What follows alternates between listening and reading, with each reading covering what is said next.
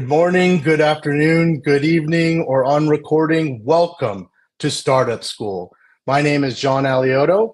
I'm a startup evangelist here at Google Cloud, and I'll be your host for today's session. I'm very excited that you could join us today. In fact, we have attendees from more than 50 different countries around the world. Today's session, your Gen AI Quickstart, going hands-on with Gemini and Vertex AI. Oh, cool. I'm looking forward to that myself. The team will have you jump into coding with Gemini and Vertex and demonstrate an interactive prototype of a Gen AI application. I want to get to the content as quickly as possible, but some housekeeping first. Startup School is comprised of 4 weeks. Today we're in week 1, but there's also an on-demand session called week 0. So check that out. That will give you some background and maybe help you catch up a little bit for week 1. You'll build upon knowledge from week 1 and week 0 and week 2 when you learn more about the general Gen AI tech stack. For week 3, you'll be working with one of our partners, Weights and Biases, for a hands-on workshop. That's cool. And hear from the startup and CTO co-founder at Zilliz for an Ask Me Anything. Week 4, something very, very special. You'll finish out your sessions learning from the brilliant team at Google DeepMind. So be sure not to miss that one. That is amazing. I'm definitely going to check that out. The structure of Startup School is pretty simple. Live sessions each Tuesday and Thursday, same time each week. For on-demand sessions, go to our landing page. You can rewatch anytime. They're typically available a few hours after the session wraps. Skills Boost Labs give you access to try these technologies and solutions for free. More on that in a moment. But you can also obtain skills badges when you complete some of the labs. So that's a lot of fun. All this information came to you in an email. Check your spam folder for an email from Google Cloud if you didn't get it. But just in case, I'll go over it again here. To access these labs for free, charge up your account with platform credits. So the details are at this QR link right here. But if you're having any trouble, didn't get the email, having trouble getting the credits, please email startupschool-external@google.com. The team is here to help you. A few points to help you during the event. So there's a chat function on the right-hand side. Please use that. And a Q&A panel at the bottom. We have Google experts around to answer your questions. So please be active in the chat and the Q&A, and that will be fun. The last 10 minutes of each class will be Q&A with our instructors. So please either ask or upvote questions. As I said, each class is recorded and you can watch the recordings from the main project page. Unfortunately, we won't be able to share slides with you, but we will link the labs that are covered in class. So check out the resources tab on our website. And last but not least, the hands-on training series, most classes will cover a lab. And those are the ones that are available in the Skills Boost platform. So you'll have credits and access to those labs. Very easy to get that going so you can practice on your own. So that's very quick. That's it for me. We're going to get to this tremendous content. I'll now invite our speakers to this virtual stage, Luis and Abraham, and I'll see you later for the Q&A sessions. Enjoy. Excellent. Thank you so much, John. Abe, why don't you start? I'm ready to start. Let's see. My slides are up. I think we're ready. Quick intro. My name is Abraham Gomez. I'm a global customer engineer. I'm very fortunate that day in, day out, my job is to talk to founders and also to talk to really smart Googlers, one of which is here with me. Luis, give yourself a little intro and then tell everyone what we're going to talk about today. Yeah, we're going to talk a lot about Gen AI, particularly using Gemini through the Python SDK, just to help you get started in building your application. Go ahead, Dave. Let's see. Wait, did my slides not change? Yeah, they did. Okay, perfect. So we're going to see what an LLM sees, right? We're going to talk a little bit about how an LLM is actually, built. And then my favorite part, we're actually going to have Luis do his magic and demo all these cool things. So to start off, I think the industry as a whole, right, we're hungry for a definition, like what is an LLM, what is really RAG, what is agentic AI. I still think we're still figuring that out as a whole. An LLM, some people say it's a fancy autocomplete. Is it magic? Is it a snapshot of the internet? Actually, not that long ago, a few weeks ago, Andrej Koparthi gave a really good, I think, summary of what an LLM is. It is a token level internet document simulator, right? Essentially, what that comes down to is imagine the whole internet, which is fairly mainly text-based, right? It's all consolidated by these AI algorithms.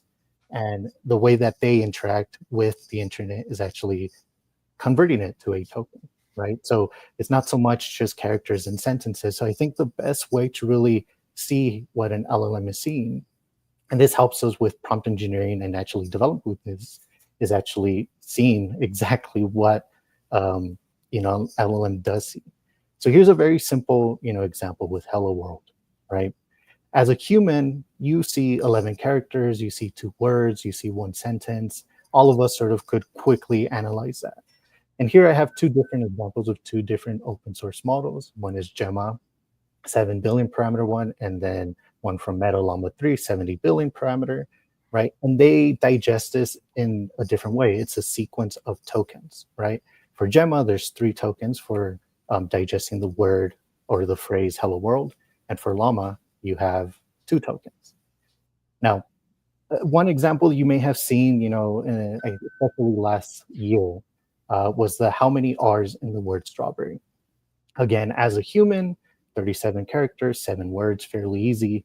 But I think these are good examples of why sometimes LLMs are great and do exactly what we tell them, and sometimes why they're not as great, right? As we know, many, even of the leading LLMs last year struggled with this simple request. And a big reason why is just simple because they see the world as tokens, right? They don't see the world as characters or words the way that we do. And then one thing that really I think is really important to focus, or actually the 2 things, is base models, right? They focus on tokens and they're always sequential. So a very common phrase that you see if you're playing with fonts, the lazy blink, right? When you ask an LLM that, usually they know that the next word is dog, right? And the reason why is because statistically, this is going to be the next most likely word to use sequentially, especially since this sentence is used a lot in the internet overall. So let's talk quickly about how LLMs are built. Now, I know this is a little bit overwhelming, but I think the cool thing is the first 2 levels, right? Gemini and Google, right? They handle all of it. Like we said, on the far left, right, when you're in the pre-training stage, all you're really doing is getting the internet and then you're tokenizing it, right? So it's a very fancy autocomplete type solution, right? With other different algorithms and tactics, right? With supervised fine tuning or reinforcement learning, you get more realistic interactions, right? SFT, you get more of that Q&A capability, right? You get sort of an expert assistant. And with reinforcement learning, you get more of that cognitive understanding, right? And the great thing is that as Google sort of innovates in these sort of buckets, the feature set, which Luis is going to talk more about, right, get bigger and bigger. We're going to talk a little bit about multimodal. We're actually going to show you function calling examples, structured output, and a lot more. So I think, Luis, are you ready? Yeah, I guess I'm ready. All right, my friends. First, there is a Colab notebook that I've created that is my kitchen sink demo of every feature I could think of whilst trying to keep things fairly simple as I can. So please point your browsers to the URL that you see there on the screen, goo.gle/Luis Lab. Look, Abe, I got a URL named after me, a Google URL named after me. I'm so excited. So yes, visit that notebook, and we can dive into the presentation, into the lab in a moment. I did want to warn you, there's a lot in here, and I don't expect you to follow along and start running the lab on your own. This lab, my recommendation is you watch me do it. Feel free to try to follow along, but it's best to just ask questions. Abe will be monitoring the chat. We also have moderators monitoring the chat. And so ask questions, and Abe will be kind of asking them live to me. And then at the end of the presentation, we'll follow up with the final kind of few questions and so forth. So let's go ahead and switch over to my screen, and we will show you that notebook. Now, this notebook is very long. It has 10 different sections that we're going to try to go through over the course of today's presentation. But before we do that, let's show you the basics of getting set up on Google Cloud and Google Vertex AI. In this notebook, you will see that there are some setup instructions. First and foremost, we assume that you have a Google Cloud account ready to go. If you don't, go ahead and create one. You can create a free account by following the links that you see there on that notebook. Excuse me, once you have your Google Cloud account set up, you can create a GCP project. Give that project a name and hit the create button that you see on the screen there. After you create that project, what I need you to do is activate the Vertex AI APIs. So to do that, you can use the search box that is on the Google Cloud Console, search for Vertex AI, navigate to the page, and you're going to see a very handy dandy little button, blue button right there that says enable all recommended APIs. All right, click on that, wait a few minutes, and we should be good to go. All right. So as I said, I don't expect you to follow along and catch up with me or anything along those lines. My recommendation is just know that this is the process to get set up. Now, there are two main ways of accessing Gemini as a developer. The one I'm going to focus on is Vertex AI, but I would be doing you a disservice if I didn't talk a little bit about Google AI Studio. So let me jump to that very quickly here. AI Studio is available at aistudio.google.com, and it is a very convenient way to test Gemini, to load it with documents and images and voice and anything else that you might want to test and experiment with. And with Google AI Studio, you can set different parameters, right? So you can configure, for example, temperature. That's how random the model is going to be, right? Or how deterministic versus non-deterministic you want it to be. You can configure things like code execution, function calling, even grounding with Google search. These are all things that I'm going to show you at the code level, but just know that AI Studio lets you do this through the Google, through this user interface. So let's go back to that idea that Abe was talking about, the whole internet simulator, right? So I can go in here and say, complete this sentence, right? And let's go a little bit bigger font here. There we go. Complete the sentence. The quick brown fox, right? And I hit run, and what's going to happen? We're going to get the completion, right? That is essentially what LLMs are doing. They're using statistics and probability to try to determine and predict what the next set of characters, tokens, words are going to be that based on its context window and its knowledge of the internet, right? So that's kind of the general idea there. So I'm going to show you just a little something here while we're at it, and that is the idea of grounding. So this model, Gemini 2.0 Flash, was released just a few months ago, right? Or at least was being previewed a few months ago. So I'm going to ask it a question, something like, what is, as an example, the iPhone 16E, something it should not know what it is, right? And it might, but I doubt it.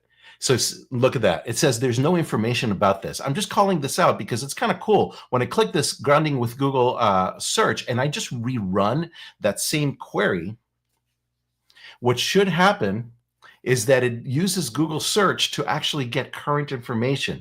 This is an example of RAG, retrieval augmented generation. Just wanted to call your attention to this because this is how you make a LLM stay current, up to date with latest developments out in the world by integrating it with other databases, other systems of records, such as Google search or your own knowledge repository or whatever that might be. And So Luis, just set that up, all you have to do is click that little check mark. All I needed to do was set that little checkbox right there, or that little toggle, and boom, I am grounding with Google AI search, right? Cool. Excuse me, Google web search. Now, let's actually access the same thing through Vertex AI. If you have been following the notebook and trying to set yourself up with a Google Cloud account and so forth, you will eventually get to this screen here. This is the Vertex AI dashboard. Now, this We're no longer using Google AI Studio through google.com. This is going to be what Google Cloud customers are going to be using. This is what startups that Abe and I work with on a regular day-to-day basis are actually leveraging in order to build their applications to serve their customers. And so within this console that you see here, there is a section called Vertex AI Studio, not to be confused with the Google AI Studio. And in here, you can actually also access Gemini by clicking, for example, on the Freeform tab here. And now we get a similar view as we saw before. And so, for example, I'll go ahead and just ask, what is the iPhone 16e, right? And run that query. And Luis, while this loads up, a few people ask, and I think it's a good question, what is sort of the difference to you between Vertex AI and AI Studio? And how should a developer, know when to use one over the other? Yep. So that's a very relevant question. And so what I would say is that Google AI Studio is primarily intended for researchers, for developers that are looking to experiment and prototype and so forth. You can pay for it. And when you do, you get privacy protections through Google Cloud, and you get a couple of other benefits, including higher quotas. But at some point, we fully expect and anticipate that you as a developer may outgrow AI Studio. I use it on a regular basis as my quick and dirty playground. I experiment, iterate very quickly, and then eventually I move over to Vertex. So hopefully that helps. So use Vertex if you need higher capacity. Use Vertex if you need better integration into the broader suite of Google Cloud services, including the broader suite of Vertex AI services, such as Vertex AI Search, as an example. So that's at a high level what I would recommend there. Okay, that makes sense. So so here we got the same thing, right? The same response and the same idea of grounding with Google Search. I should be able to ask the same question once more, and because it's grounded with Google Search, I'm going to get that information that I needed. So that's just a very quick tour of that particular view. So what I'd like to do now is move over back to the notebook, and within the notebook here, we actually start writing code. Now, what I'm going to be doing is I'm going to be using a blank notebook, and I'm just going to be copy pasting the examples. And the reason for that is simply that there's a lot of visual noise in this notebook, so I'm going to keep it simple for you. That sound okay, Gabe? Yeah.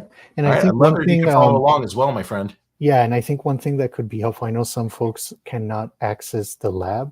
So if maybe our moderators could help out, provide the URL so that everyone could have access. Yes. Please place the URL goo.gle/LuisLab. I suggest putting HTTPS in front of it. Abe and I found that sometimes that helps. And if you have any trouble, what I'm going to do, I'm going to paste the link to that lab, the actual link outside of the shared URL, in the internal chat, and hopefully people can paste it into the actual show. All right. Thanks. Cool. All right. So what I'm going to do is just walk you through the basic process of getting set up. All right. So first we have some dependencies, right? And so I've already taken the liberty of running these dependencies and getting everything started. Sometimes it helps to restart the Colab environment after you load new libraries. And so this code sample here just accomplishes that. But let's get into the meat of things, which is some basic setup and authentication. When you're using Google Cloud Vertex AI, it is important to be able to authenticate as the user that's going to be that has access to Vertex, right? And so this little function, a convenience function that is available from Colab, allows us to do exactly that. Given a particular Google Cloud project ID and a location such as US Central 1, that's all we need to authenticate and then be able to leverage the APIs a little further down the line. So running this cell triggers the authentication process. A window will pop up. You will authenticate as yourself. Make sure you use the same account that you use for Google Cloud, and then move along, and you can run the rest of the code. All right. So far so good. Hey, we're so good. You're good. All right. Awesome. So let's then initialize our client. Now, some customers, some of you might be using Google AI Studio and might want to use AI Studio's API keys. This little snippet of code that you see here actually just kind of looks to see if the project ID was defined, then we're going to use Vertex. And if it was not defined, it's going to use an API key. So this notebook actually supports setting an API key using the little secrets icon or function here. So here you can create a secret called AI Studio API key, which will get loaded in here should it be defined. In my particular case, I'm authenticated to Google Cloud. I'm going to be using Vertex. All right, so it's time to write some code, right? And this is as far as I've done in this empty notebook. So from now on, I'm just going to be copy pasting and explaining my examples as we go along here. We're going to be using, by the way, the latest and greatest Python SDK from Google Cloud. This particular SDK I have found has phenomenal developer ergonomics, very easy and straightforward to use. I'm very excited about it. In the Colab notebook, you will see at the very bottom of the screen, actually in the instructions, you'll see a link to it, but it's also at the very bottom in the resources section. So that SDK is really cool. It's very well documented. You will see it right here. This is what the documentation looks like, right? Very clear examples. So we're going to be using some examples that I got from here in our notebook. And so the first one is, let's just quickly call Gemini and ask some basic questions. So we're going to instantiate a client, and that's what happened up above. We instantiate a client and configure it to use Google Cloud and Vertex AI. And then the next thing is I'm going to call the generate content method. And that particular method will then, it requires me to pass along a model. And this is the model ID for Gemini 2.0 Flash, which is now generally available. And then the next thing that it needs is the actual prompt.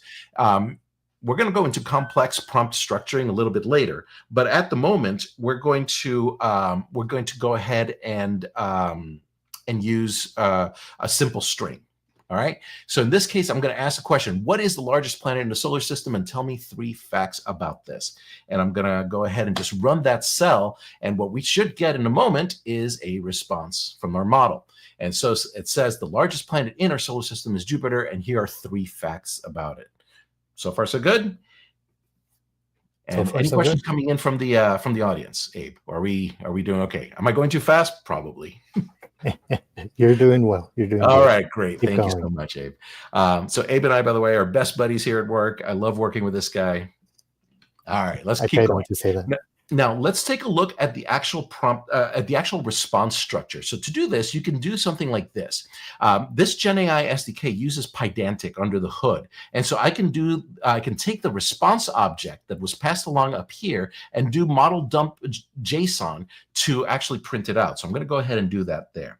And now we get this JSON structure that corresponds to the output generated by that model. And what I'd like to do is call your attention to a couple metadata attributes, including your token counts. And the reason why I want to call this out is that the tokens correspond to how much it costs to run these models, right? So virtually every GenAI vendor out there charges effectively on a per token or per character basis. And so knowing how many tokens you're sending to the model and getting back corresponds to how much you're going to spend on it. All right. So far, so good there. Yeah, and that's sort of what we talked about, right? This is how the LLM sees the world, is through tokens. Through the concept of tokens. That's exactly right. So now let's go ahead and move on to some more advanced examples. All right. Exciting. What do you have? What was that? What do you have for us? All right, what do I have for you, my friend? Okay, so so first, let's go and talk about streaming responses. So many of you have, 1 second, actually.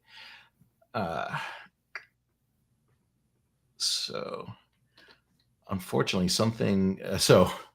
I'm afraid that I have a little bit of an issue. I have installers just showed up to install a dishwasher into my house, and there's nobody else at the house. Physically, I thought you meant with the code. No, they're knocking at the door right now. So this is unfortunate, but I want to kind of go through this very quickly here. So let me do that. And what I'd like to show you here is streaming responses. And so the streaming response basically actually captures the output of the model and prints it out in real time as it's coming through.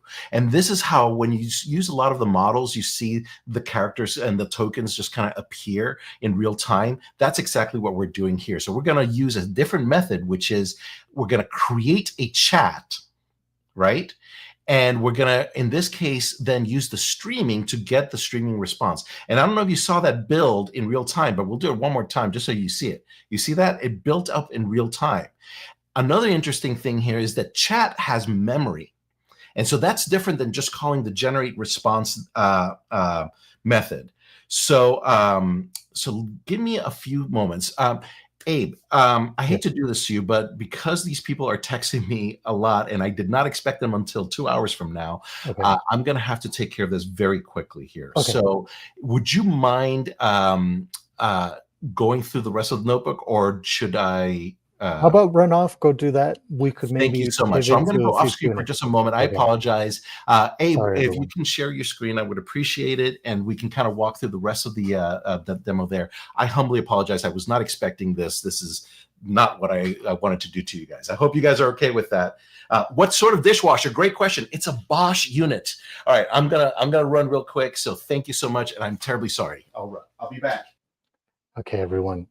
No worries. How about if maybe we could do some of the questions? I'll look over right now, because I'll be honest, the notebook, I haven't set it up either. So I'm going to jump to some Q&As, and we're going to hope that the dishwasher works out for Luis. Let's see. I'm looking at some, and if anyone... okay, so someone asked about line graph, and we're actually going to talk about that later today.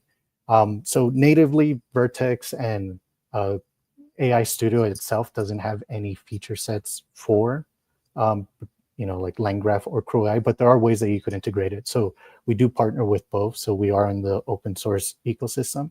So you could use that. And actually later, maybe in 20 minutes or so, Luis is going to demo a little bit on how CrewAI is going to work with that. Let's see, I'm looking at the chat for any... Bosch is the best. I like that you guys still talk about the dishwasher. I know some people are having issues with the notebook. I'll promise you that by the end of the training, we'll make sure to email you all the right information. Okay, some people want to know more. Dishwasher greater than AI. You guys are funny. So yeah, more details about the token. Essentially, I think what's really important to know when it comes to tokens, right, is that this is how the AIs understand the world, right? A token is algorithmically made up, right, by research teams. Hey, Luis, welcome back. How's your dishwasher? Thank you so much. All right, the installers are doing their thing. Thank you so much for your patience. Okay. I saw that you were answering questions. So. Yeah. So the last one I think I'll focus here is on the tokens one. I think really it's just understanding that these models are, as we know, are expensive to build. And if you actually get every little character out there in the internet, the costs just balloon really, really high. So there's these algorithms, right, to sort of condense these into some way that we could still have enough context of it. Now, each algorithm is created by each research team, right? Each model, even within Google, right, each model has a different algorithm that determines the size of the token. Some people say it's a number of characters or number of words, right? The answer is yes and no to both of those concepts. But really, it's just understanding that if you are having issues with your prompts, perhaps it could be actually an issue with the fact that the AI models digest the world, right, with tokens and not characters. So now that we have Luis and his dishwasher is going to be installed, I'll kick it back to you. This is so embarrassing, but I saw the messages of support. I appreciate it. Yes, we're all human, and life happens. So thank you so much. So I was talking about chat being a little bit different than regular generation because it has memory. It remembers what the conversation was in the past. And it does so because the entire chat history is stored in what's called the context, right? And so the context is, in the case of Gemini, it can be 1 million to 2 million tokens, depending on the specific model that you're using, and just to give you a sense of what this means, a sense of scale and magnitude, I like to point this out. What you're seeing behind me are rule books for role-playing games. I am a geek, I'm a nerd, I play role-playing games, and those are the rule books. I can put virtually, I would say about half of the books that you see there into the Gemini Pro context window. That is insane. And with that information, I can then ask questions about the rules of a game. But imagine if you're building a business where you want to make sense of a series of contracts or other long form documents. This context window is incredibly powerful and useful. Well, in the context of chat, what it means is that the model remembers. So if I add a little snippet of code that says, tell me more, right? It should know, because I'm using the same chat object that I had before, right? It should know what I'm talking about, right? And it should tell me more facts about Jupiter. And so I go ahead and do that, and look, it's doing exactly what I what I described. I saw in the chat just a moment ago, somebody had asked if there are other SDKs other than Python, and the answer is yes, there are other SDKs. And also, the Gemini API, at the end of the day, is accessible through a RESTful API interface. So if your preferred programming language of choice doesn't have an existing SDK, you can use REST, all right? So there we go. We got extra facts in there, and so now we have proven that that this has memory, right? That the model has memory, or excuse me, that through the chat API we can give it memory. Now, guess what? We can actually do more than just use Gemini. I want to show you that any model that is available as a service through the Model Garden can be accessed through the exact same mechanism. And so here we have code that you should already be familiar with, right? Where we're calling this client.models.generate content. And what I'm going to do here is I'm going to pass along the llama model ID, right? And I'm going to ask it that same question about Jupiter, or about the largest planet on the solar system. And lo and behold, llama is giving me now a response just by changing the model ID. Yeah, and this is from our Model Garden, right? So and this is coming from Model Garden, exactly. Just to kind of give you a sense, Model Garden is available up here, and so you're going to see. I'm just going to exit there. So you should see the model, the different models available in here, and you have Claude and Llama is there. And that's a big difference between AI Studio and Vertex Studio. That is true. That's exactly correct. Yep. So now that we've done that, let's get really fancy. I'm going to show you an example of kind of just tweaking the parameters that can be sent to the model. And this is going to be a lot of code, but it's going to do some really interesting things. So first, we can configure things like safety settings. Trust and safety are very, very important for Google, right? And so we have implemented sensible controls to control, for example, the use of harmful language and harassment and so forth and so on. And so there are various different thresholds that you can configure, and you do that by creating essentially a Python list, or basically just a list of categories and how you want them to be treated, right? And so here I am telling the system to be more permissive. And I'm saying only block extreme uses of these different safety categories, right? So that's example number one.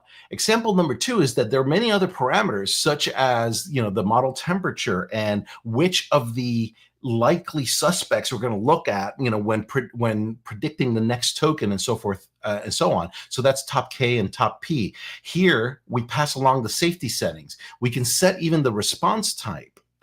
When we're doing text chat, the response is text, right? But if I want an image return, I might need to change that. Or if I want JSON, and that's the most common use, that's how I can get a structured JSON response back.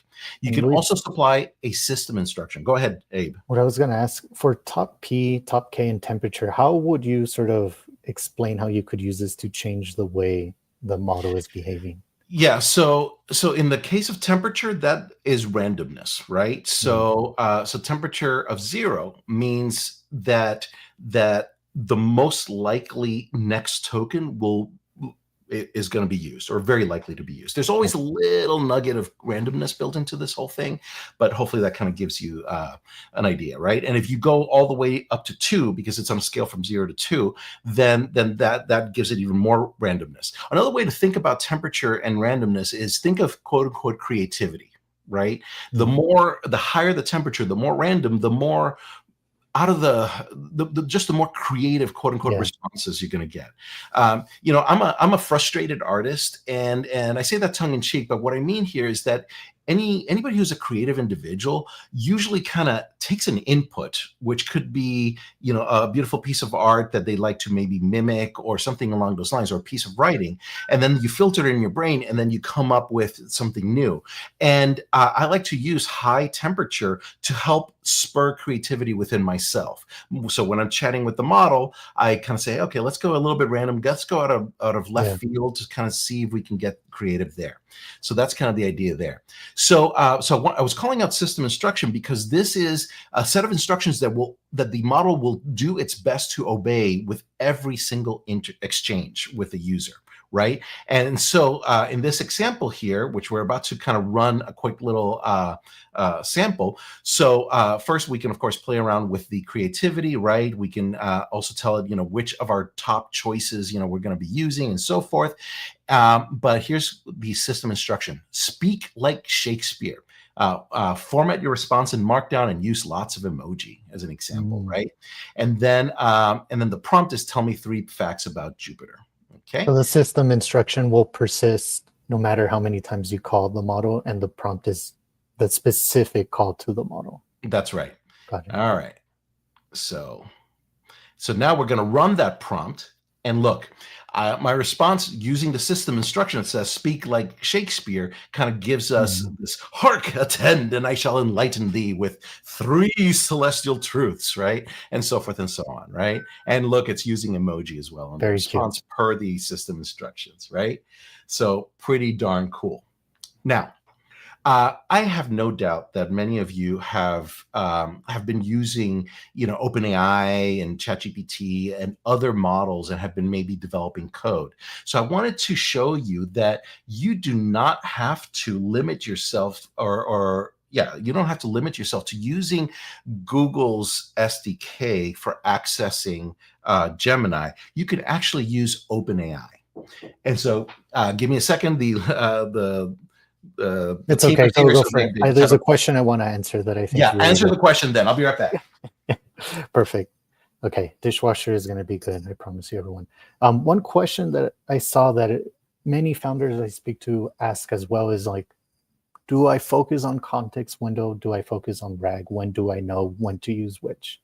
It's a very important question, and I think if the foundational models that we know today, let's say Google doesn't develop anything newer than Gemini 2, there's still a lot, probably 5 years of software development of maximizing these AI applications that everyone is making, right? Some of that is optimizing the context window usage. Some of it is the RAG components that people are building out.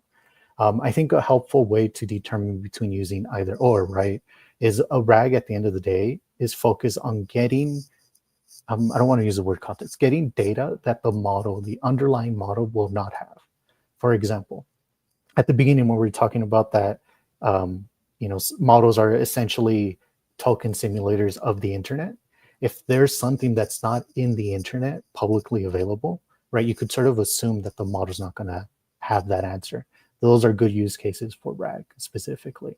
Now, you could, with really large context window, we offer up to 2 million for some of our models. You could add that context. For example, let's say you have a use case of an application and you need to get some user profile data, right? That's not publicly accessible. That user data, you could put it in the context window, or you could put it within a RAG database. It sort of depends how you want to navigate your application. The benefit of the context window, though, is that it's going to be a lot faster and quicker, your application as a whole.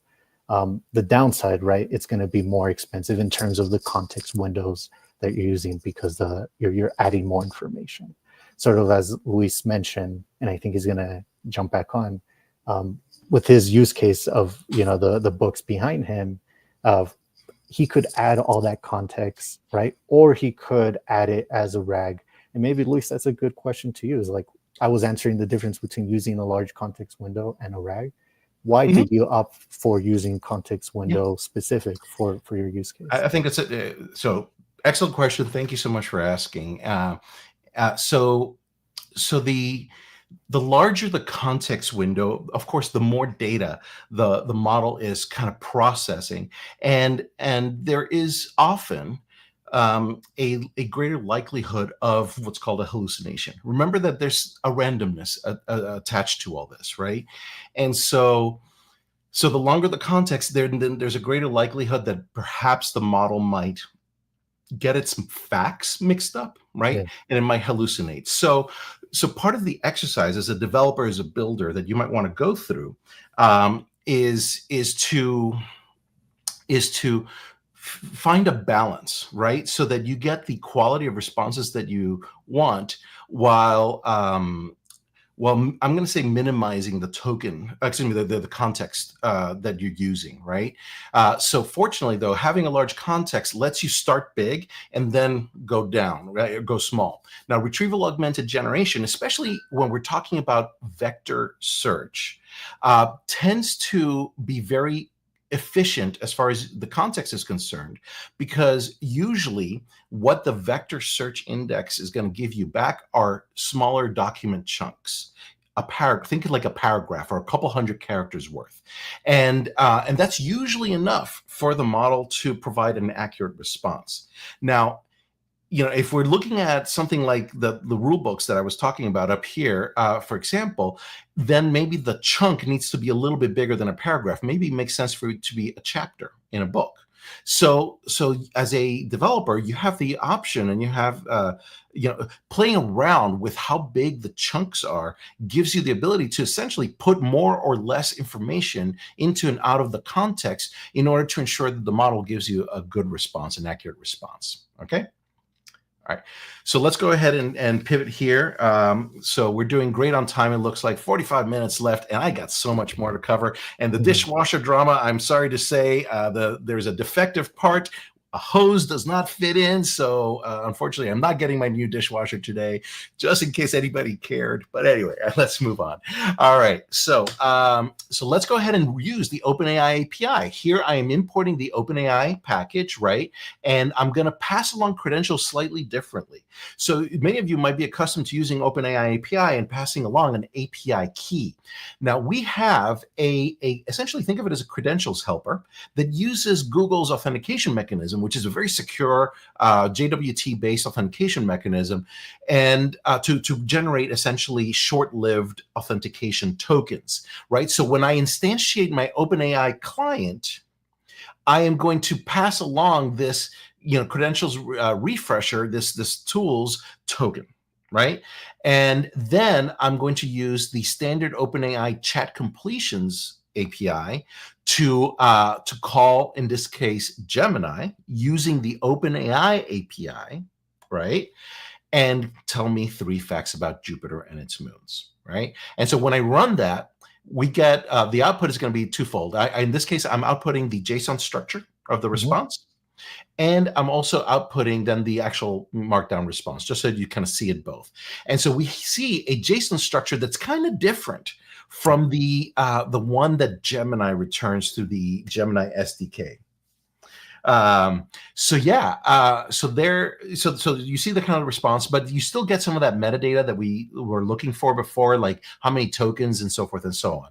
So the point here is that if you're accustomed to using OpenAI's API and SDK, you can you can still continue to use it in developing using the framework that you want and still leverage the power of Gemini. All right. And by the way, here's our markdown response. And so Jupiter has the most moons and so forth and so on. All right. So wait, there's more.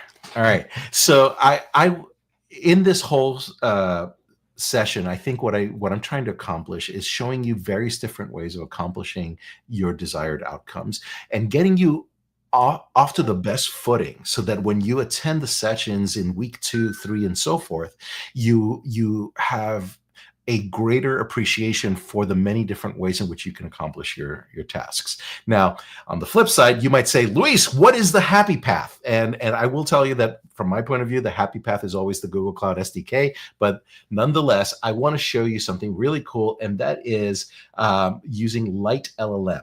Now, Light LLM is think of it as a middleware that can access different models from different providers, right?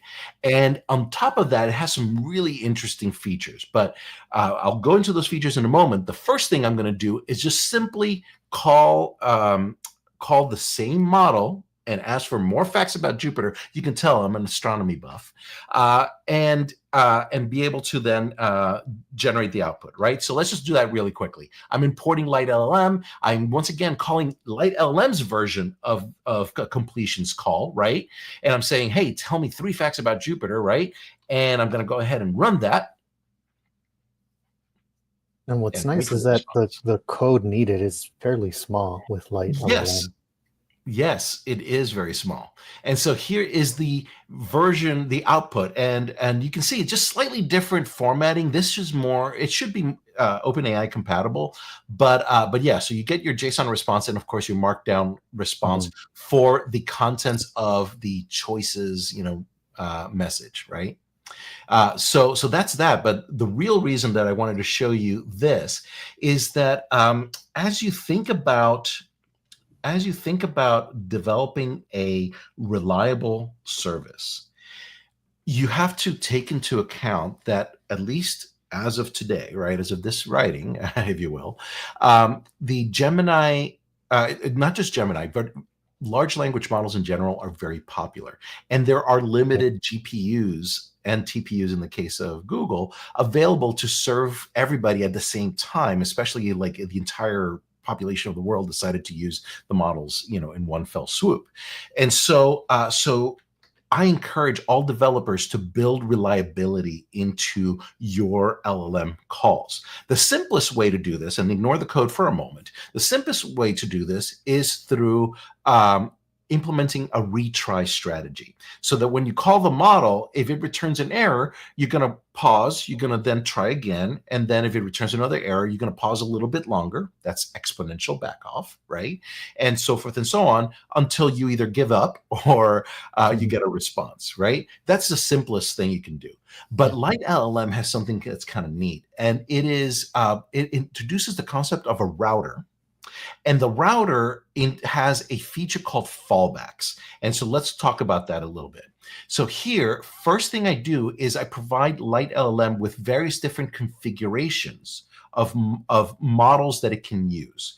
And notice I have Gemini 2.0 here. Really, this is the actual true model name, right? In US Central, right? I have the same thing, Gemini 2.0, in the EU West region. So notice 2 different regions, right? And then I have Llama defined in here in US Central. This allows me to then configure this little thing here, which is a fallback hierarchy or a fallback mechanism. And so what it means is that what I'm doing is telling Light LLM, try to use Gemini first, all right?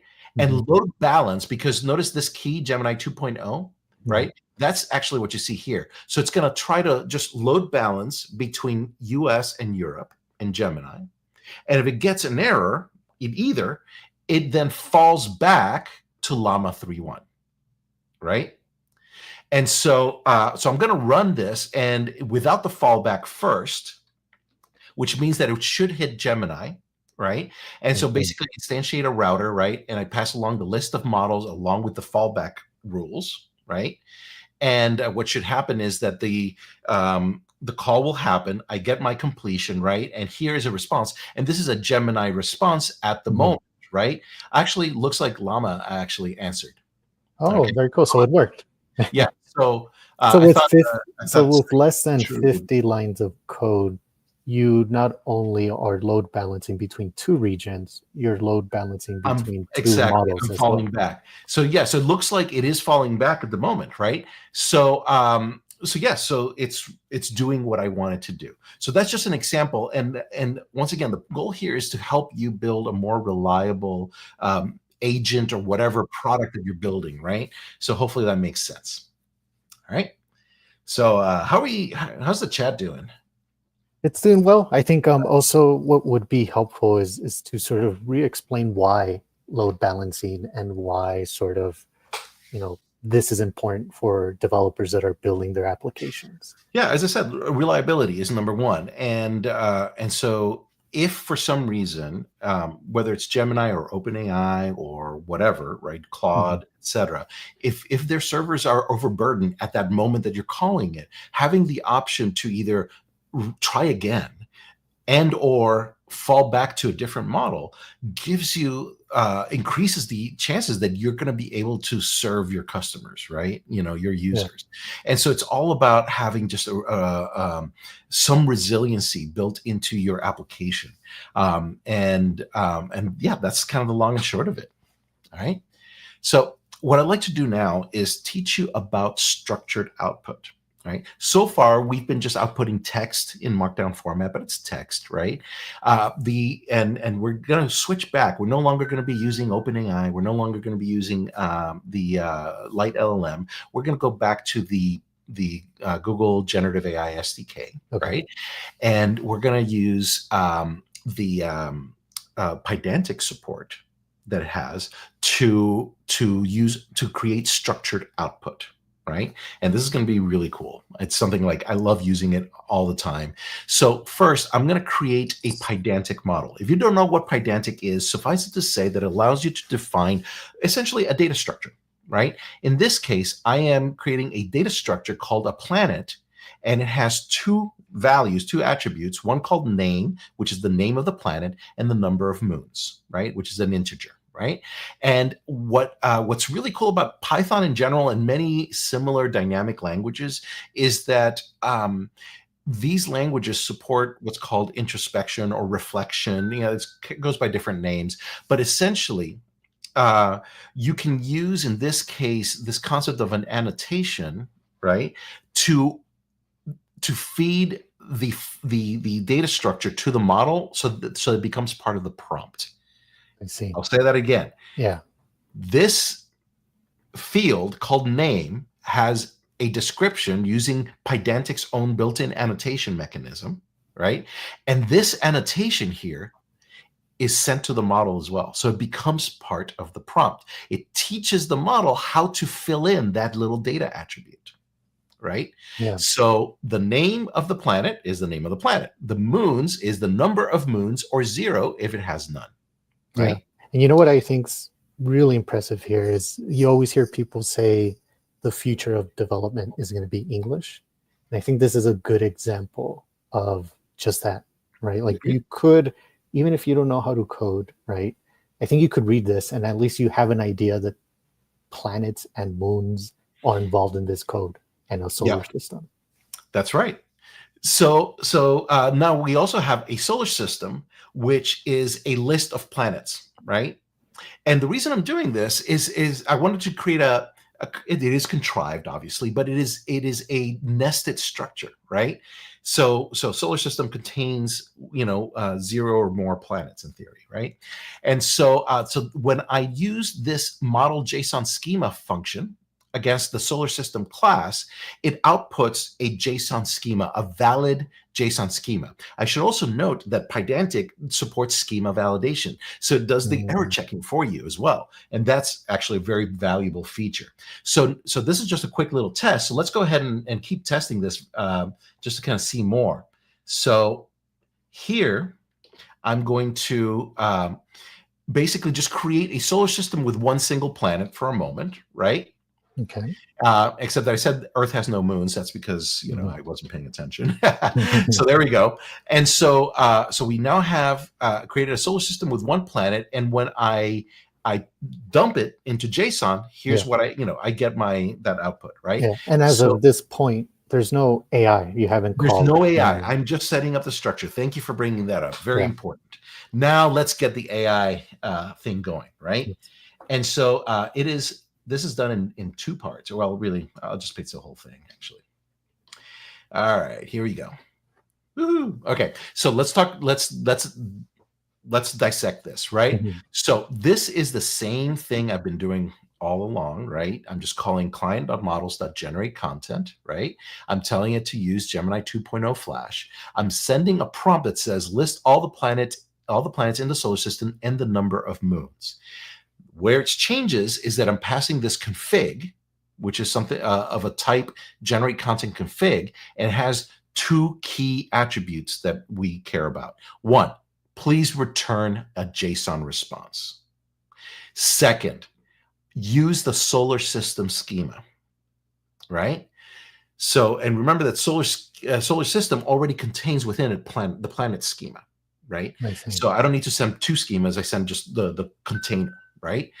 And so effectively, as I was saying earlier, the prompt becomes list all planets and moons and cast them into an instance of planet where planet name and number of moons are populated accordingly, and then add those to the solar system instance, which is a list of planets, right?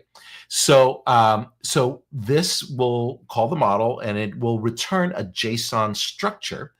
And the response object has a convenience method called response.parsed, which will return just the parsed JSON response.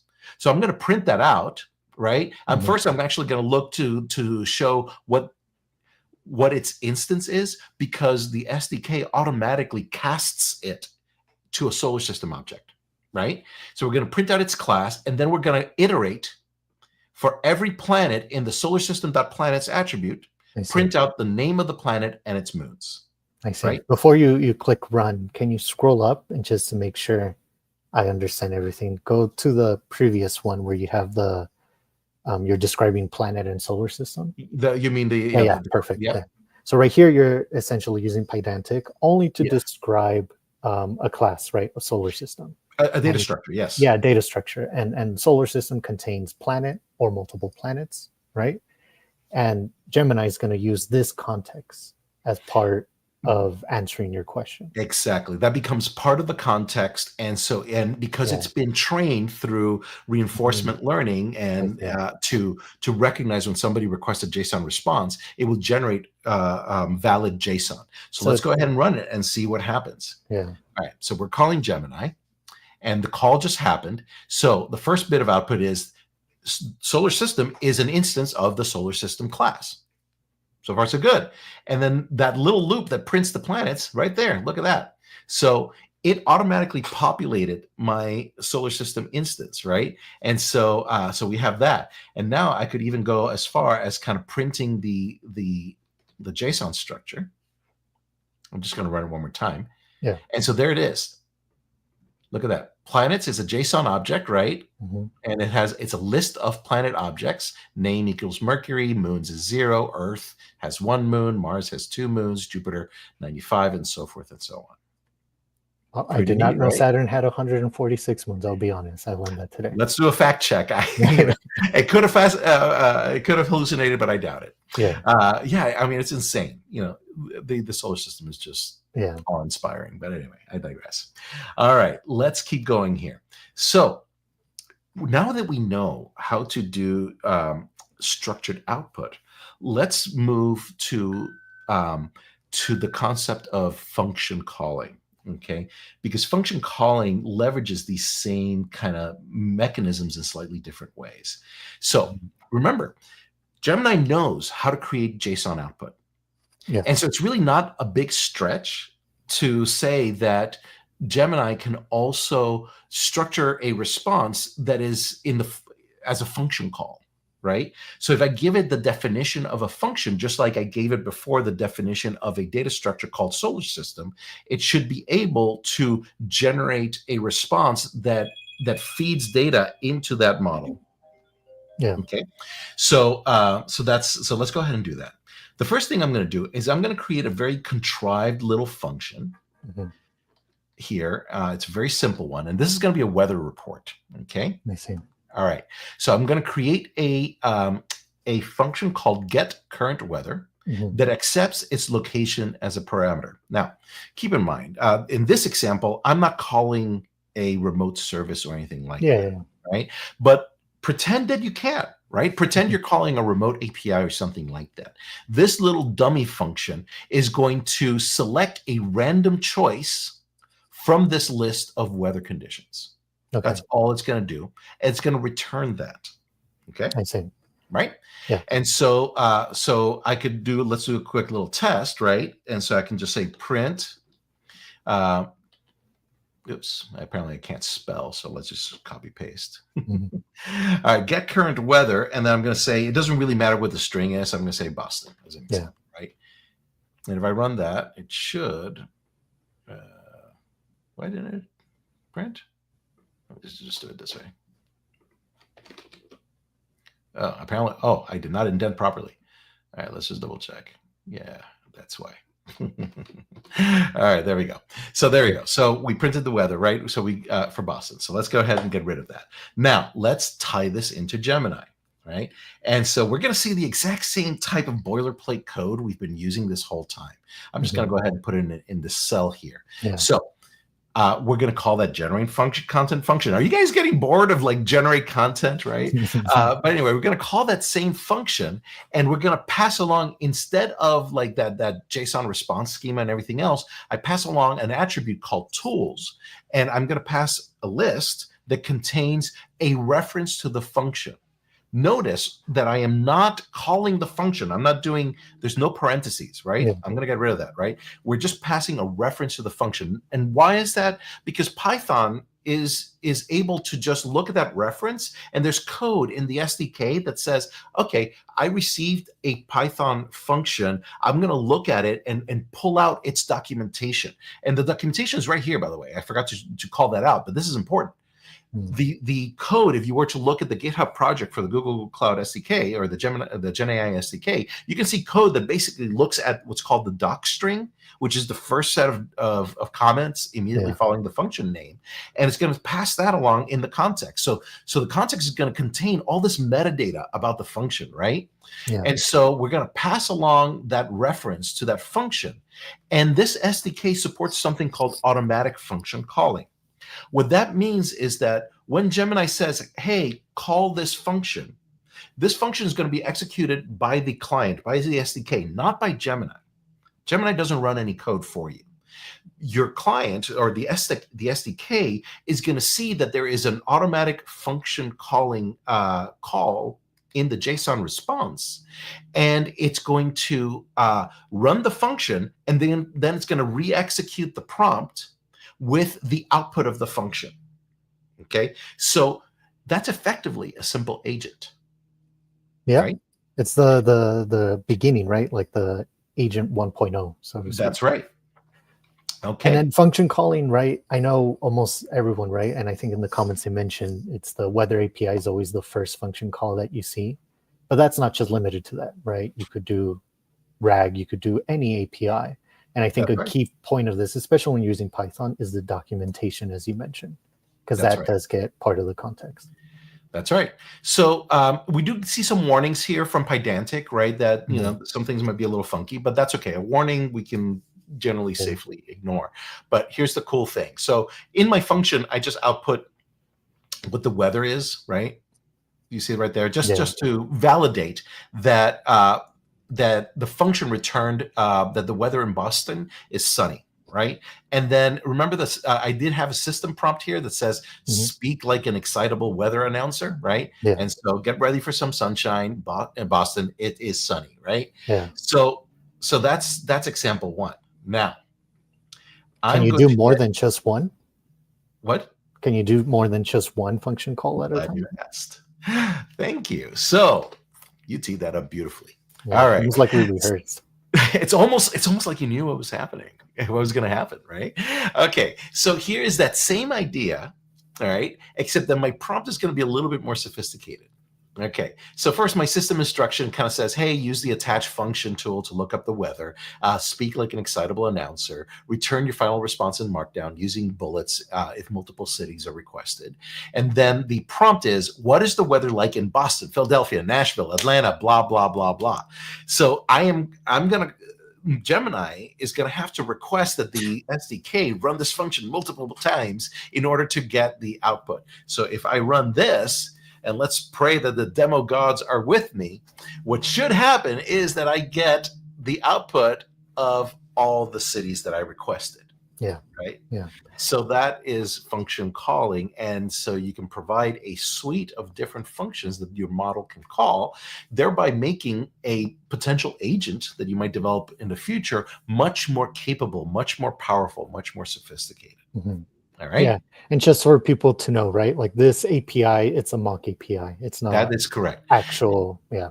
Yeah. I just noticed that there is a comment or a question in the chat that asking for the URL to the notebook. So somebody please go ahead and post that URL so that people can have it. But yes, the notebook is available. Let's keep going here. All right. So we now have this. Now, recall that earlier in today's session, using both AI Studio, Google AI Studio, and Vertex AI Studio, I had used Google grounding. Right? So Google search grounding. Well, that's implemented through tools. And so it is no different than what we've been doing this whole time, right? There's already a pre-built tool called Google Search that we can just call and we can ground our response. So in this case, I might ask a question of what are the three, give me 3-star Michelin rated restaurants in Barcelona and include one fact about each. So last time it gave me in the response a restaurant that I went to. Let's see if it does it again. All right. So it's running.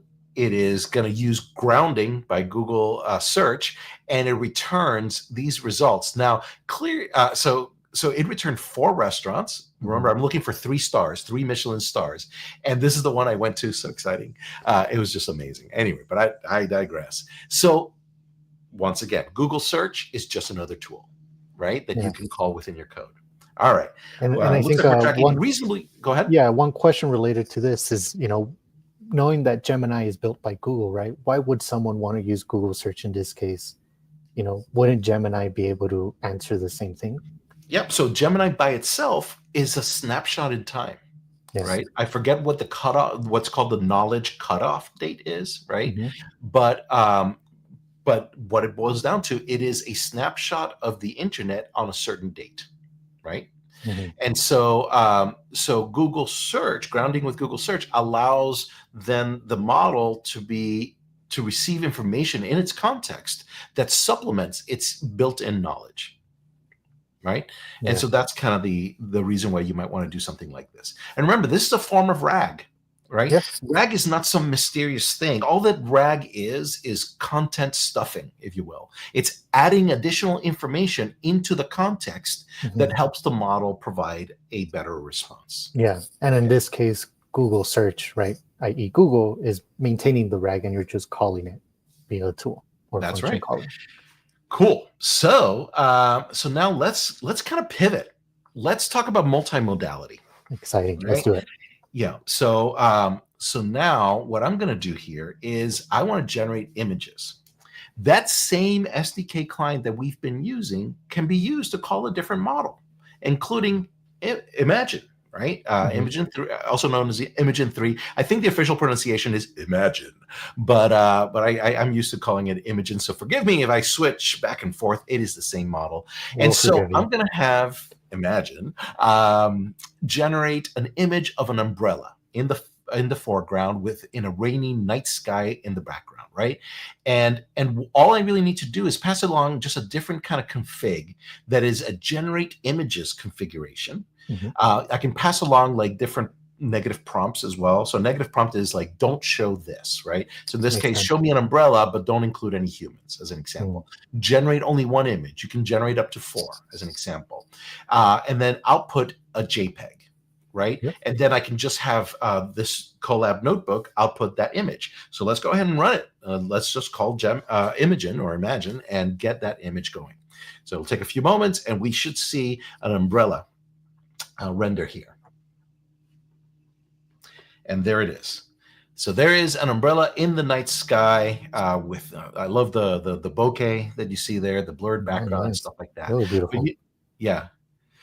But it would be cool to make this better, cooler, right? Like, and so what I want to teach you is a technique called prompt enhancement. Let's be honest, like if I wanted to get really creative with the prompt, it's going to take me several minutes to like imagine what a prompt might look like. So let's just have Gemini generate a prompt that I'm going to send over to Imagine. All right. And so, oops, that's the wrong code. Let me just grab that again. All right. And there we go. All right. Let's break this down. I'm importing some libraries. And once again, those of you that have access to the notebook, you'll see these libraries being imported, right? But the main thing is that we're going to start with a Gemini prompt. And this Gemini prompt is going to say, enhance the following image prompt. Be creative, provide a single enhanced prompt. And then I pass along the basic prompt, which is an umbrella in the foreground and a rainy night sky in the background, right? Mm-hmm. And so Gemini is going to respond with an enhanced prompt. Then I'm going to take that enhanced prompt and I'm going to send it to Imagine, right? And it's right here, right there. Right? Yeah. Enhanced prompt, right? And then Imagine is going to generate something. So my point here is that sometimes it is helpful and valuable to have the models generate their own prompts. You give them hints, you ask it, hey, generate a prompt, and then you iterate and see if it improves the quality of the output. Right. Yeah. And so this is a very iterative cycle, and it touches on the topic of evaluations. We're not going to dig into evaluations today, but evaluations is basically that process of ranking the quality of a response based on a given prompt and trying to find the best prompt that gives you the best output. Right. Yeah. And another tip on that I know some founders use is actually using Gemini to create the test cases. Right. You ask Gemini, hey, here's my system prompt. Here's the prompt. What are some questions I should ask to make sure that this, application is going to work? You'll be surprised how powerful that is. I know a lot of internal Googlers use that. So I went ahead and ran it, but before we do that, let's just look at the original prompt, right? You already saw that. And here is the enhanced prompt. An intricately carved ebony umbrella with a handle shaped like a snarling dragon. It sits open in the foreground, catching the light of a neon-drenched rainy night. Come on, this is just poetry, sheer poetry. And look at this, like, oh my God, floating jellyfish. Is that somewhere in here? Raindrops. Look at that. Inside the raindrops, tiny ethereal jellyfish are falling. Oh my God, look at this. And look at this just beautifully surreal image. Right. I don't really see the dragon in the handle, and that's unfortunate, but I love the filigree that I see here and stuff like that. So it's just really, really fun to play around with prompt enhancement, especially in the context of image generation, but any other kind of pursuit. All right. So looking at time, we've got about 15 minutes left, and I want to make sure that we have time to do the final Q&A and everything else. So what I think I want to do here is I think I want to show off multimodal prompting with the contents of a PDF. And I'll leave and maybe we'll run a quick agent, okay? But let's just do this real quick here.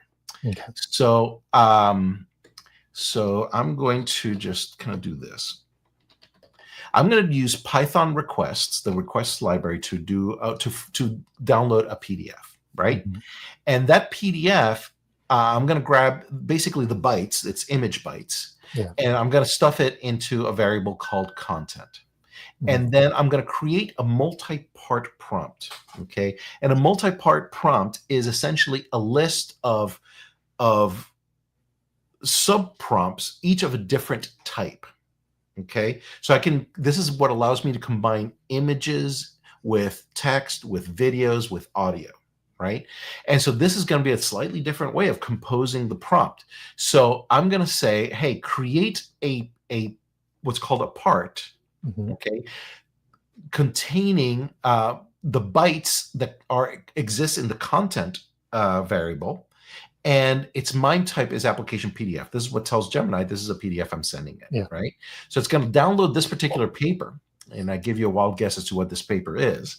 And then I'm going to send in the prompt itself is going to be a Python list containing two parts. Part A is the PDF, and then part B is the instructions saying summarize the above content. And then we're going to call the same function we've been calling this whole time, right? And we should get a response. So I'm downloading the PDF. Nice. I'm storing it in a variable in this case. We can also put it in a Google Cloud Storage bucket or anything like that.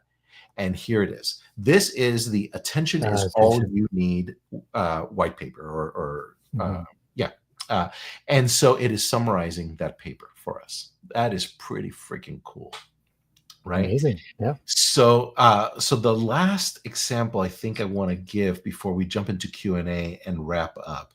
There's another example in the notebook, by the way, and I'll show it right here. It's near the bottom here. It's an example that uses Playwright to open up a virtual browser window, right? And it's going to actually take a screenshot of a web page, right? And it's going to do the same kind of processing. This is just a different way of showing multimodality, but also browser type interaction. So anyway, so we're going to download a screenshot of the web page, and then we pass it along to the model. And one of the cool things that this particular example does is that I told it to use Pydantic, right? And I created an extraction data class that includes a page summary, a list of its authors, and it's a list of the references, right? Just to show structured data extraction from in this case, an image, but it could have been a PDF or something like that. And all this boilerplate code basically sends downloads the page, sends the request over to Gemini. It's really, once again, our best friend right here, which is, model generate content, passing along the configuration and so forth, right? And then the response we get back is this beautiful JSON response that summarizes the content, right? This is the attention is all you need. It was authored by this people, right? These people, and it has these references. And that is pretty freaking cool. Yeah, that's amazing. And also a reminder, if you can access this this collab, we'll make sure to send it. Yes, we'll make sure that we send it exactly right. It is, I hope that we can figure out the permissions issue and so forth. But we'll resolve it. But I think this is a good place to stop. I will call out that for giggles, I did implement an agent using Crew AI. Take a look at that and play around with it. But that is essentially the entirety of the code demos with dishwasher drama and all. So I really hope that this was informative. I just joined the Discord channel, so I encourage attendees to join Discord, ask me questions, and play around with the notebook. And I hope that you guys just build the most awesome apps. Abe, anything you want to? No, that was great. Thanks so much, Luis. All right. For those listening, round of applause, even though we can't hear it. But no worries. Very, very cool. It's always nice to learn from you. I learned so much. Absolutely. And so just as a final reminder, the code is at goo.gle/LuisLab. And hopefully, we'll share the link as well. But thank you so much. Let's pass it along over to our friend John, who has concluding remarks. Wow, what a journey. Thank you so much. We started with what are LLMs, and I think there were dragons in there and jellyfish at one point. So that was unbelievable. And dishwasher drama. Well, my favorite part was when you're coding up a load balancer for redundancy, and then you get interrupted, and then Abe takes over immediately, and it just cuts over to him seamlessly. And there's our load balancer. We're demonstrating. That's so meta. That's beautiful. It was like a meta load balancer. It was genius. It was genius. That's why it was I all love planned. But we do have some terrific questions I want to get to. Excellent. So enough of my nonsense.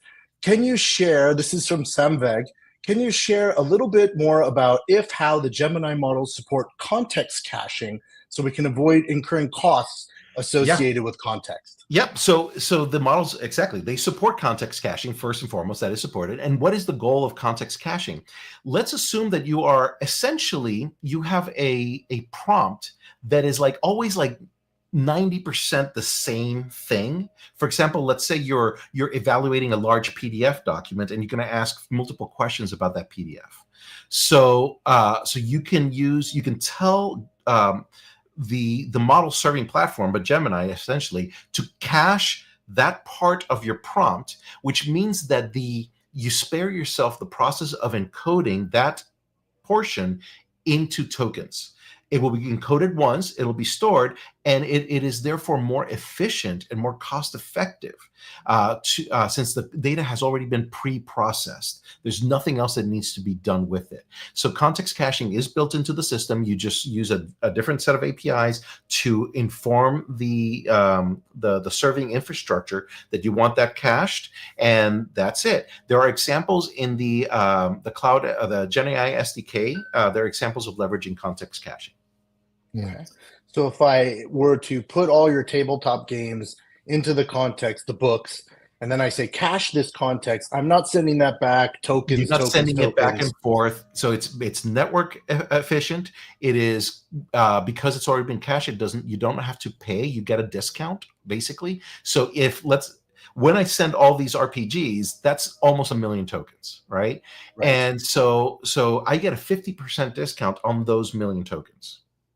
Right, which is phenomenal. Awesome. Because they've been encoded once and they don't need to be encoded again. Yeah, great. And another tactic, because I know some questions were related to saving costs, is actually taking advantage of batch API, right? Asynchronous calls to the API. If you don't need it live, then again you could get a discount in calling them in a batch, format. Great, makes sense. Okay. Ashen, I'm going to say, Ashen, thank you for the question. When crafting prompts for our retail AI agent, how can we dynamically inject real-time inventory data into the prompt context to ensure accurate, out-of-stock responses? Yeah, we saw that with function calling, right? So use function calling to send a SQL query, right, and get the output back saying, hey, this customer is asking about, I don't know, basketballs, whatever it is, right? Do we still have these in stock, and how many? Right. That way, the response will be retrieved by the model, or really by the SDK, and sent to the model. And now you have current, up-to-date information. That's a great example of grounding. That makes perfect sense. So we're teaching the agent how to use a tool, and that tool is our SQL database that understands our inventory or whatever our enterprise data is. The model will use that tool, get the correct information, and that's how we ground in our enterprise truth. Is that bingo? All right. Makes perfect sense. Thank you. Saber asks how a token is calculated for pictures or voice or videos since they're binary files. Great question. Yeah. So I'm not privy to the specific details of the tokenization scheme. It used to be, and we got to double check this, that Gemini just had a fixed token size for an image. So every image was X number of tokens. I have to double check what the case is for Gemini 2.0. I just simply haven't looked, but it should be documented in basically the pricing sections of the relevant documentation. So we can double check that for you, but just take a look there, and you should be able to find out for yourself. Yeah, makes sense. And one of those fields, if I recall correctly, in the tools you were showing, the AI Studio and Vertex Studio, is actually the token count. Exactly. You can always send an image and get the token count, and that way you have an idea of what it is. And you got it from the API response too. The API response contains it all. So lots of ways to know that. Okay, great. Yeah. Roshit asks, when load balancing between LLMs, like the light LLM example, is there a concept of having different prompts for different fallback options, or are there other strategies to mitigate behavior differences when switching from one model to another? Yeah. So thank you for the question. That is very astute, and I would say I'm not. I don't know what light LLM supports in this case. So we're going to have to look at the light LLM documentation if you intend to use that particular mechanism, right, the particular SDK to connect to your different LLMs. But it actually, I want to emphasize that, yes, it is right to consider that different models respond differently to prompts. And therefore, you should actually have a library of, I'm going to say, equivalent prompts for the different models, and during your fallback, during the fallback process, select the right prompt for the model. Okay, that makes sense. And one of the super cool features of Vertex is you can compare in the studio the same prompt for two different models or multiple different models, so you can see how it works. Yeah, so there's model evaluation built in, so definitely worth checking out. Very cool. Very cool. James asked how to get the conversation slash explanation in addition to the data. Specifically, consider when asking for updating code in multiple files. What would be the best approach? Should we ask for a diff for the full files plus the explanation of changes? What do you think? That is a very deep question, and Yes, it is. that is a very agentic oriented kind of question. The use case is agentic, right? So imagine you're a coder and you're using something like Gemini or whatnot to help you write your application. It makes sense that the model should know as much about your project as possible. So your agent should be able to traverse the directory structure and grab as much as possible and put it into the context. This is easier said than done. It's one thing if it's a toy project with maybe 10 files and so forth versus a very large code base, right? So you're asking a very important question, but it is the answer is very nuanced and it's very complex. First, I would absolutely encourage you to read up on techniques for code assistants, and if you want to implement something like that on your own, by all means do so. But just know that it's a very complex effort. I might actually point you to a agent called Goose. And Goose is written by our friends at Block, in other words, Square, and that agent has abilities to like traverse directory structures and stuff like that. So that could be a good place to start. Anyway, beyond that, look at Google Code Assist. We have a full-fledged code assistant built into that can be integrated into both Visual Studio Code and the JetBrains suite. I would also encourage you to look at the enterprise version, which has the ability to essentially create a RAG out of your entire code base, thereby be able to do things and like give you very precise responses to your kind of code-oriented queries. So hopefully that sets you on the right path. It is not a complete answer, I acknowledge that, but it should put you in the right direction. That's a terrific answer. Thank you. Oh, Andy, please go ahead. What I was going to add, it sort of sounds this question is leading to like they're trying to build an agent, right? And I think the one advice we'll give, I know this talk wasn't really focused on that, is really like simplify each step and decouple what the agent's going to do. Because we find a lot of times developers will try to, with one call, do everything. But if you simplify it out and do multiple calls and chain them together, right? There's frameworks that could help there. In Luis's example, you shared Crew AI, but there are many others. Simplifying each into little chunks and then connecting them, with different mechanisms is probably the best way to get started with that type of question.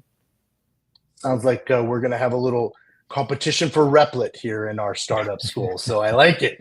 I like a little bit of competition. So I think that is all for the questions. Do we have any others that we want to try and cover, or can we go to the wrap up? Okay. I think we will go then to the wrap up. We can bring those on. I will thank our presenters. Thank you. Luis and Abraham, amazing job. Thank you so much. And I will just plug very briefly the Google Cloud for Startups program. So this is where you can get credits to use GCP. If you want to implement some of these great ideas, that's where you would go. But even more importantly than the credits that you get, you will get an account representative and you can work with amazing people like Luis and Abraham on your ideas. So when you have a more complex idea about building an agent or competing with Replit, you can bounce that off some Google engineers and see what they think. Let me just bring up this and we will go here. Check out this paper. This is a really cool AI paper that we've been working on. It's a lot of insights, a lot of articles written by 23 AI leaders and luminaries. The link is here to go ahead and grab that and check it out. It's really interesting paper. I got a chance to read a little bit about it, and it's really wonderful and interesting. Future of AI, Perspectives for Startups 2025 report. So scan that, QR code and download a copy for yourself. Super, super interesting. Okay, let's go to the next here, dude. Okay, Google Cloud Next. The good news here is we have an offer for you, a discount code 799 startup, all one word, all caps, to get your Google Cloud Next tickets for $799. You can join us in Las Vegas on April 9th through 11th. The QR code will bring you there, and then just enter that discount code. That is good through, looks like midnight on March 17th. So purchase it before midnight on March 17th, use that discount code, or until the tickets are sold out, and you can come to the event and join us in Las Vegas. I'll be there. You can meet me and do a bunch of fun stuff. Amazing, amazing event. Do join our Discord. Luis was talking about it. He's going to be in there asking questions. Lots of Googlers will be in there answering questions and helping. So please jump into Discord. There is the link. The next Startup School sessions, Thursday, February 27th, same time, so 9 a.m. Pacific for me, but wherever you are, it's the same time. And we're going to be talking about Startup Prototyping Sprint, build your Gen AI demo and MVP. So that is going to be super interesting, and be sure to attend for that. And with that, I will thank you very kindly. We very, very much appreciate your time today, spending your valuable time with us, and we hope you found it valuable. I will see you next Thursday, February 27th for the next session. Thank you very much, everyone. We appreciate it.